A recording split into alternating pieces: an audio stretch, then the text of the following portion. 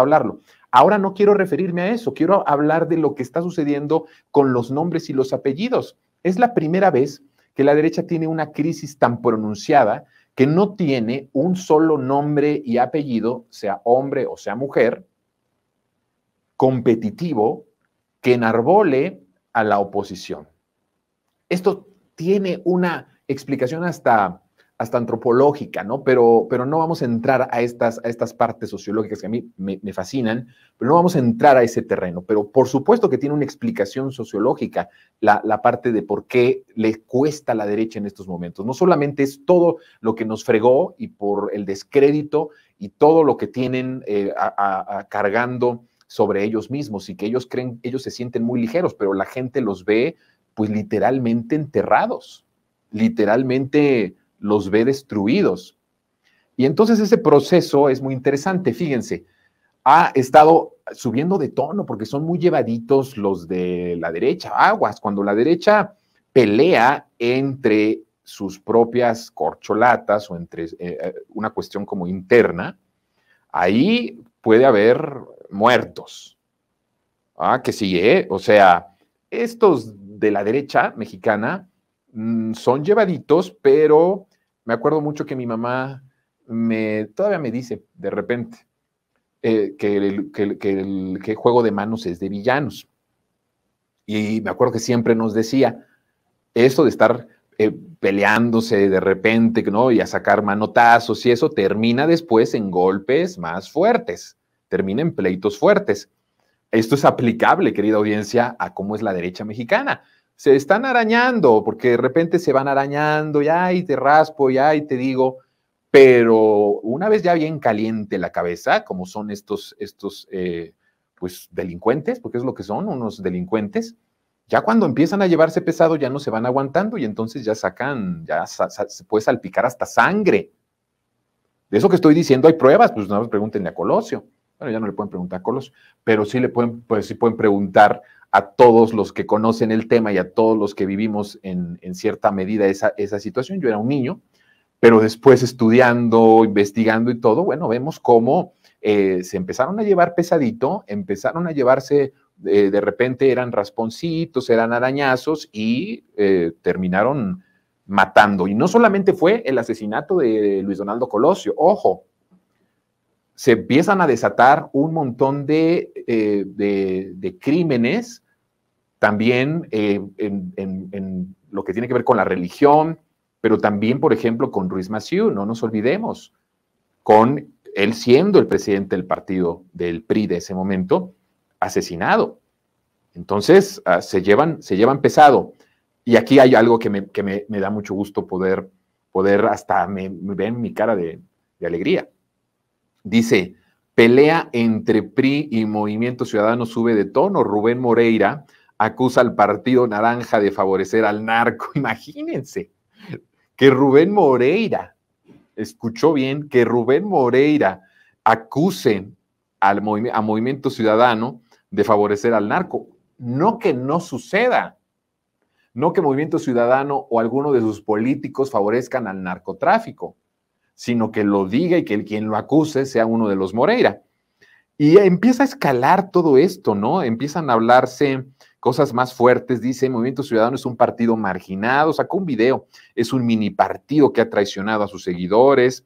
Y si no, vean lo que está pasando en el sur y en el norte de Nuevo León, aquí ya empieza un poco más llevadito, donde gobierna Movimiento Ciudadano, matan a migrantes, matan a empresarios, secuestran a turistas, bueno, les empieza ya a sacar todo y sentencia, no voten por Movimiento Ciudadano, no voten, no desperdicien su voto, salvemos a Coahuila, dice Moreira. Bueno, estamos viendo ya el grado más asqueroso de cinismo en la derecha, de que el ladrón acusa a otros de ser rateros, ¿no?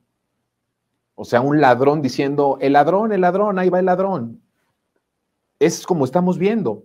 Por eso hablo de cómo está la derecha en un proceso de putrefacción muy acelerado, más de lo que se podría pensar uno podría imaginar o pensar cuando llegó López Obrador a la presidencia de la República que íbamos a ver una derecha a la altura de la pérdida que habían tenido.